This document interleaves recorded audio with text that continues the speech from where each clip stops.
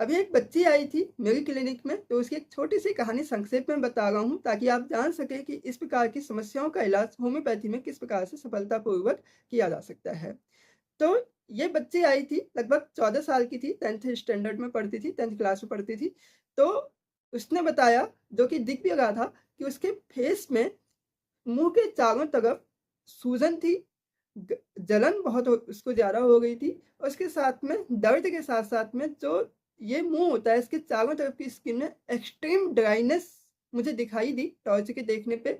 और उसमें स्किन उसकी पील ऑफ हुई थी ना, स्किन जो है वह उधड़ के निकल गई थी, बहुत ज़्यादा ड्राइनेस की वज़ह से। तो हिस्ट्री लेने पर यह पता चला कि यह दिक्कत उसको लगभग 15 दिनों से हो गई है। कारण क्या था? 15 दिन पहले वह नैनीताल गई थी, किसी होटल में रुकी थी, और वहाँ से अगले दिन जब वो नाइट स्टे उन्होंने किया था, तो उसके अगले दिन सुबह उन्होंने देखा कि उस बच्चे के उसके पेरेंट्स ने देखा कि उनकी बेटी के चेहरे में बहुत ज़्यादा सूजन दिखाई दे रही है। तब से वो आज तक 15 दिन के बीच में कई प्रकार की एलोपैथी दवाइयाँ और ट्यूब क्रीम का इस्तेमाल कर चुके हैं, लेकिन ये सूजन, दर्द और जलन और जो स्किन की ड्राइनेस है, यह कम होने को नहीं आ रही है। तो वह मेरे पास लेकर आए हैं आज। रिजल्ट्स बाद में मैं बताऊँगा कि किस प्रकार का रिजल्ट्स मिला था।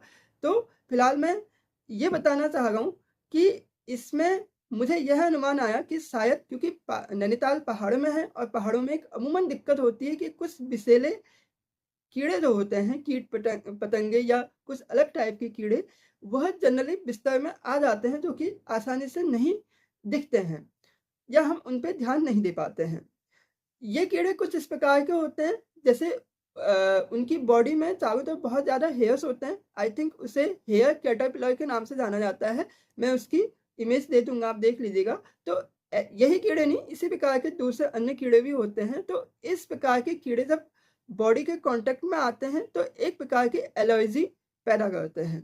तो उसकी ये दिक्कत एक तो चेहरे पे थी, और सेम यही दिक्कत इस हाथ में भी पीछे की तरफ को यहाँ पर दिखाई दे रही थी। यहाँ पर भी वही जलन, खुजली, सूजन थोड़ी-सी और स्किन का उधड़ना। तो ये दिक्कत उसे थी। तो मैंने इस बेस पे उसे सल्फर दी है। अब मैं यहाँ बात करने वाला हूँ कि इंसेक्ट बाइटिंग, या जब इंसेक्ट कोई ऐसे जहरीले कीड़े होते हैं जो बॉडी के कॉन्टैक्ट में आ जाते हैं, तो उससे इस प्रकार के जो लक्षण निकलते हैं, तो इसका इलाज किस प्रकार से किया जाता है। तो कभी-कभी क्या होता, कीड़े के काटने की वजह से या कीड़े के बॉडी के कॉन्टैक्ट में आने की वजह से कुछ इस प्रकार के सिम्पटम्स आते हैं, जैसे कि मैंने बताया कि यदि आपको जलन है, खुजली है और सूजन है, उसके साथ में स्किन बहुत ज़्यादा ड्राई हो गई है, तो इस प्रकार के मामलों में सल्फर 30 बहुत अच्छा काम करती है। यदि आपको कीड़े काटने के बाद या कीड़े के बॉडी में संपर्क के बाद में बहुत ज़्यादा दर्द है, जलन है, सूजन है, और इसके साथ में रेडनेस बहुत ज़्यादा है, क्योंकि यहाँ पे दर्द बहुत ज़्यादा है, तो इस केस में बेलाडोना 30 बहुत अच्छा काम करती है। इस बच्ची को दर्द कम था, लेकिन खुजली बहुत ज़्यादा थी, इसलिए मैंने सल्फर दी है।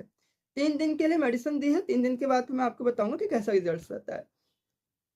इसके अलावा यदि कीड़े काटने के बाद में या इंसेक्ट बाइटिंग के बाद में आपकी बॉडी में काटी हुई जगह पे बहुत ज़्यादा फफोले हो जाते हैं और बहुत ज़्यादा जलन है, तो इस प्रकार के मामले में कैंथेरिस 30 होम्योपैथिक मेडिसिन है, जो भी बता रहा हूँ, तो यह बहुत अच्छा काम करती है। यदि आपको इंसेक्ट बाइटिंग के बाद में बुखार आ गया है, प्यास कम हो गई है, वही जलन, खुजली और दर्द है, लेकिन इसके साथ में पेशाब करने में दिक्कत हो गई है, पेशाब बार-बार आ गए हैं, या रुक-रुक के पेशाब आ गया, या पेशाब करते समय दर्द महसूस हो, मतलब पेशाब से संबंधित कोई भी दिक्कत हो गई है इंसेक्ट बाइटिंग के बाद में, तो यहाँ पर एपिस मेलिफिका बहुत अच्छा काम करती है, जो कि आपकी सूजन को भी बहुत जल्दी रिड्यूस कर लेती है। और कभी-कभी क्या होता है कि एक विशेष प्रकार का लक्षण आ जाता है इंसेक्ट बाइटिंग के बाद में, हालाँकि अब बहुत रेयर केसेस में ऐसा होता है कि जहाँ पे कीड़े ने काटा होता है या जो कीड़े का कॉन्टैक्ट होता है, वहाँ की स्किन ब्लू हो जाती है और वहाँ पे थोड़ा-सा ठंडक महसूस होती है। तो इस प्रकार के लक्षणों में लीडम पाल बहुत अच्छा काम करती है। अब आपने ये दवाइयाँ लेनी कैसे हैं?